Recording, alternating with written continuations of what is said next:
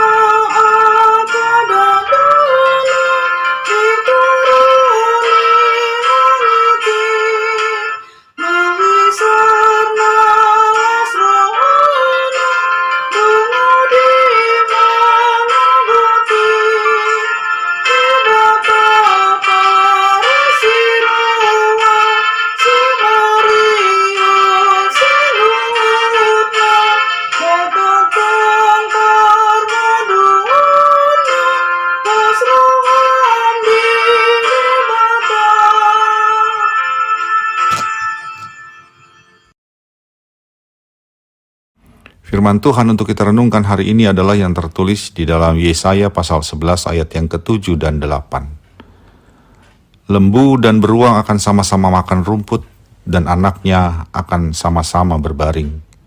Sedang singa akan makan jerami seperti lembu. Anak yang menyusu akan bermain-main dekat liang ular tedung dan anak yang cerai susu akan mengulurkan tangannya ke sarang ular beludak. Demikianlah firman Tuhan. Hukum rimba adalah suatu ungkapan yang menggambarkan yang kuat memangsa yang lemah. Dalam hukum rimba, yang ada adalah menjadi pemangsa atau yang dimangsa. Semua berusaha untuk menjadi yang terkuat agar bisa bertahan hidup atau mengalahkan yang lain. Dalam kehidupan manusia, hukum rimba juga sering kali terjadi. Orang yang satu memangsa orang yang lain. Kelompok yang satu berusaha mengalahkan dan menghancurkan kelompok lainnya. Bahkan negara yang satu berusaha menundukkan negara yang lain. Dalam masyarakat hukum rimba, tidak ada keadilan. Tidak ada belas kasihan. Tidak ada kata hidup bersama secara damai dan berdampingan. Yang ada adalah saling mengalahkan, menghancurkan, dan memangsa. Oleh karena itu dibutuhkan pemimpin yang tegas, yang adil dan bijaksana, yang kuat menegakkan keadilan dan kebenaran bagi semua. Pemimpin yang mampu melenyapkan pengelompokan yang saling menghancurkan. Dibutuhkan pemimpin yang sejati untuk dapat mewujudkan masyarakat tanpa hukum rimba. Menghadirkan masyarakat yang saling menghargai, saling menerima, dan hidup bersama dalam perdamaian.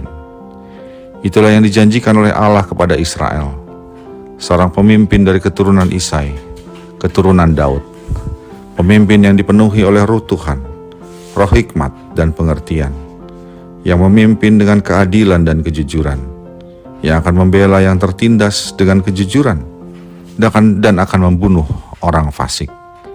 Dan hasil dari kepemimpinannya adalah kehidupan yang berdamai sejahtera. Semua pihak hidup dalam damai dan berdampingan. Kedamaian dan harmoni yang tergambar seperti dalam kalimat, lembu dan beruang akan bersama-sama makan rumput, dan anaknya akan sama-sama berbaring. Sedang singa akan makan jerami seperti lembu. Anak yang menyusu akan bermain-main dekat liang ular tedung, dan anak yang cerai susu akan mengulurkan tangannya ke sarang ular beludak. Semua saling menghormati, menjaga dan mengasihi, hidup dalam damai, tidak saling menyakiti. Itulah hasil dari kepemimpinan dari yang dijanjikan itu, yang berasal dari keturunan Isai, dari keturunan Daud. Dan dia adalah Yesus Kristus, Sang Mesias, Tuhan kita. Sahabat Carpe Diem yang dikasihi Tuhan, Kristus datang sebagai Tuhan, menjadi Raja bagi kehidupan kita. Dia datang untuk memperbaharui kehidupan kita, sehingga kita dapat hidup dalam damai bersama saudara-saudara kita.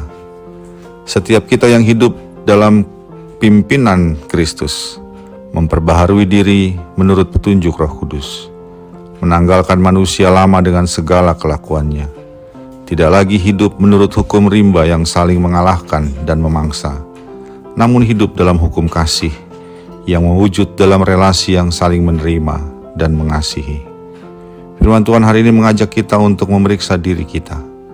Apakah kita telah dipimpin oleh hukum kasih, sehingga tidak ada lagi kebencian dan keinginan untuk mengalahkan.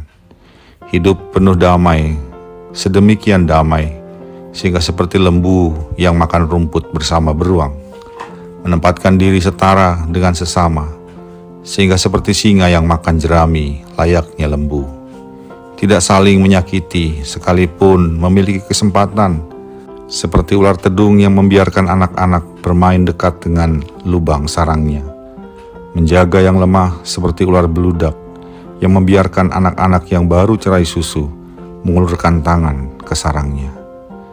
Jika sudah demikian hidup kita bersama dengan sesama kita, maka benarlah kita pribadi dan persekutuan yang dipimpin oleh Kristus.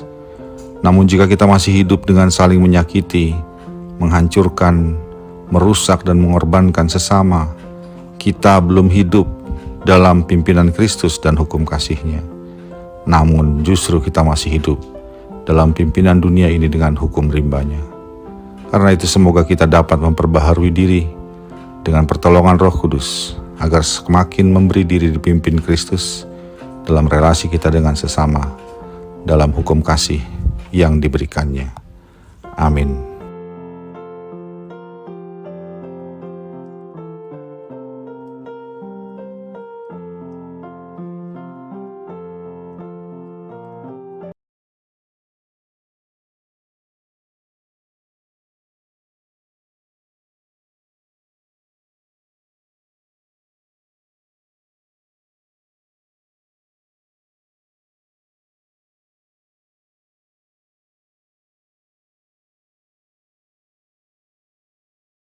Marilah kita berdoa.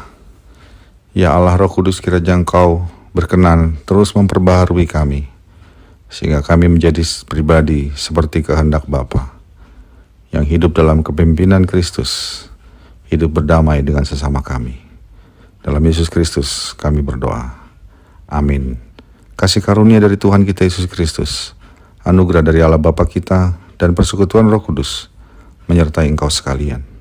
Amin.